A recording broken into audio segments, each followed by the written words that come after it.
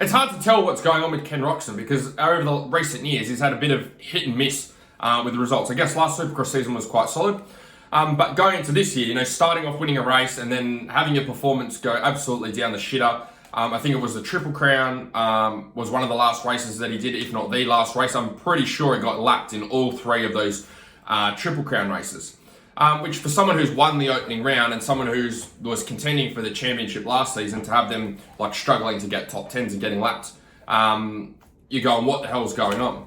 And if you follow some of Ken's stuff, you see he posts a lot about either health. Health has been the number one thing or excuse or reason, whatever you want to put it under, that has continued to come up over the years since he's been back from his big injury, which was with his arm.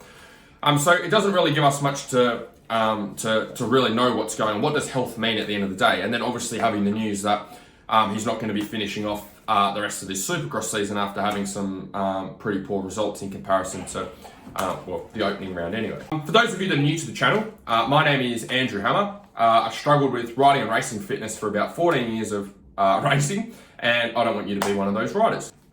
So my thoughts on this from three different perspectives is, first of all, from Team Honda's perspective. Obviously, they know that he's not performing. He knows that he's not performing. But from a business perspective, at the end of the day, that's what the team is. The team doesn't really give a shit about someone's health. The team doesn't really care about what's going on in their personal life or what's happening or what injuries they had. It's a cutthroat sport. And at the end of the day, the Honda is a business, and Honda is paying riders to be under their tent and to ride to be able to get them attention on their bikes. If you're not getting the results that you're getting paid to get, so if you're getting paid at a level that's up here to win races and you're getting top 10 or getting lapped, then they're not getting what they have invested in or what they've paid for. And at the end of the day, as shit as that is, that's how the world works, that's how it works. The business needs people on their bikes getting paid a certain amount of money to get the company attention. If the rider's not getting that attention, i.e. they're not getting the results that they're getting paid for, then the company's not getting what they've paid for, which means their brand and their business isn't being promoted as they want it to be promoted. And that's what happens. Then riders end up going separate ways.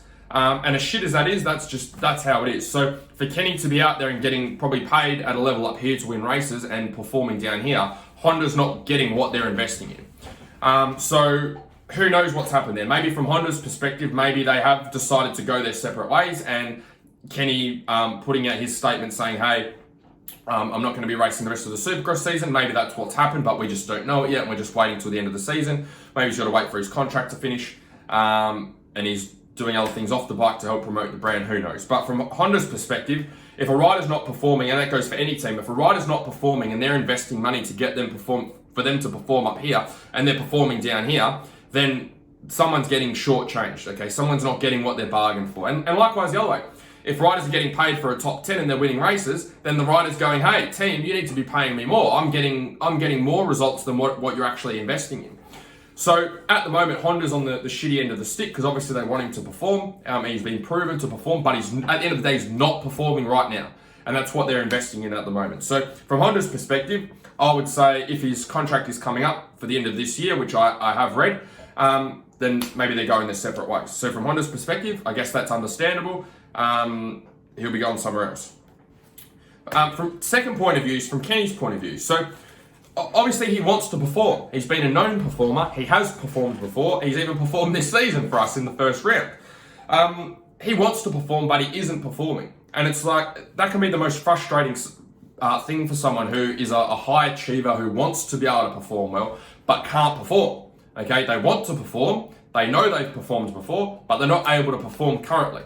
And so it's like, how do you dig yourself out of that hole? How do you get yourself back to performing when you know you're capable, when you've demonstrated it before, but you're not able to get back up the front? How do you do that? How do you get to the top? And I guess the first thing with this is just my thoughts anyway, is the first thing is you've got to reverse engineer and go, okay, what are some things that have changed? What are some big changes that I've made over between when I've performed and when I've not performed? The other thing that you've got to do is look at, okay, what on the race days that I have performed, how did I feel? What was happening? What was my family life like? What was my relationship like? What were my finances like? How did I feel with the team? How did I feel on the bike? What had I done practice-wise? What was I eating? What was my lead up to the race looking like? And so for me, when I look at it, I feel like Supercross and motocross, pro motocross, much like say MotoGP and Formula Ones, the sports are growing a lot. So back in the day, like there used to be a lot more gaps between between race days and between seasons. There was a lot more downtime and rest and recharge time. Whereas now it's like go, go, go. So I think now for the Supercross, we've had, I don't know how many rounds we've had up until now, maybe like 10 rounds or 11 rounds, something like that, right? They've been back to back since the start. That's like almost 3 months, just every weekend. Bang, bang, bang, bang, bang. Now, for those of you that have never raced competitively or have never been put under pressure to perform, you're probably not going to understand what these riders and racers are going through. But for those of you that do understand what it's like to be under pressure to perform, whether that's with your work or whether that's with sport or another area of your life, you'll understand that riding and racing isn't just a 20-minute race on the weekend or doing a few laps on a Supercross track. It's the mental fatigue, the mental demands that goes into racing and traveling, but it's also the pressure to perform.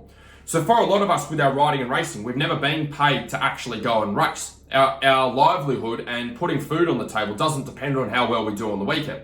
So if you think about how shit, if you are a competitive person, if you think about how shit you feel after going riding and racing and having a shit day, okay, look at how that affects your life and how that affects your week.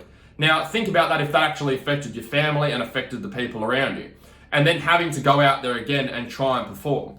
It makes it very hard to perform, but it also puts a lot of pressure on you.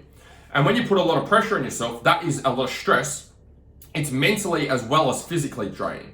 So one of the things that just from an outsider's perspective looking in, one of the things that looks like's happened with Kenny is, I feel like coming back from his accident, he's had a lot of pressure to perform, to get back to the top again. And that's where everyone wants to see him. And it's the fairy tale story that someone's had a potentially career-ending injury. And you want them to do well. You want to get behind them and you want them to get back to the top again, and you don't want that to be the end of their career. And I feel like from his perspective, he's probably put a lot of pressure on himself, and there's a lot of other people that have put pressure on him to get back to the top again. And he's been able to do that. He's been able to get back to the top. He was able to fight for a championship again last year. But in the process of doing that, it takes a lot of mental and physical energy to push yourself and get back to the top again. And I feel like since that's happened, like trying to win that championship last year for Supercross, I feel like that's got him to the stage where he's kind of like burnt out. He hasn't had a chance to regroup and catch up and just chill. And I feel like that's what's contributed to the first round win for this year is, excuse me, that's what's contributed to his first round win for this year is he's had a little bit of downtime. He's had a bit of a break from riding and racing, and he's been able to catch up and recharge and maybe be a little bit more casual, not be under as much pressure in the off season, because it's just off season. Okay, you're not racing every weekend trying to perform. And I feel like he's come in fresh and he's come in well and enjoying his riding. And then as he's got back into the grind of Supercross and racing every weekend and traveling every weekend and all of that stuff. And correct me if I'm wrong, but I'm pretty sure that he's also had a baby as well. Could be wrong on that one. But it builds up, like it takes a toll. There's a lot of pressure, less sleep, traveling all over the countryside, trying to perform, the pressure of trying to perform or continuing to try and perform. It builds up. So perhaps maybe that's just been the thing that's caught up to him. He's just got to a stage where, and I think it's probably fair to say from especially the more later rounds for this year, is that it doesn't even look like he's pushing. It doesn't even look like he wants to be there. There was some crashes and accidents that I saw on the racing, and I was like, he's not even trying. Like he crashed, and there was no even urgency to get back on the bike and to go. There was no intensity there. There was none of this in there. It was out there because he had to be there, not out there because he wanted to be there. Whereas the rider we saw in the first round was very different. And I think from a coaching perspective, that's a telltale sign that someone is burnt out, is when you don't want to train anymore, when you don't want to race, when you're not looking forward to the season starting or getting going, that's when you know you've pushed it too far. That's when you know that, hey, something isn't right. Something is running you into the ground. You're overwhelming yourself somehow. Whether it's thinking about the racing, whether it's the actual preparation of riding and racing, there's something there that is leading you to burn yourself out. And that doesn't always mean that you're training 24/7 and riding 24/7. A lot of the times burnout comes from the mental aspect. It's the pressure that you're putting on yourself through, hey, I need to perform, I need to do well, I need to be up the front. And it's almost like you feel exhausted before riding and racing's even started. And that's a good sign that something needs to change. Something's not right, whether it's mentally or physically or a bit of both, something is not right. So for a rider to be able to perform, you can't perform when you're burnt out, okay? Because you don't want to perform and you can't perform. You don't have that energy and enthusiasm and enjoyment there.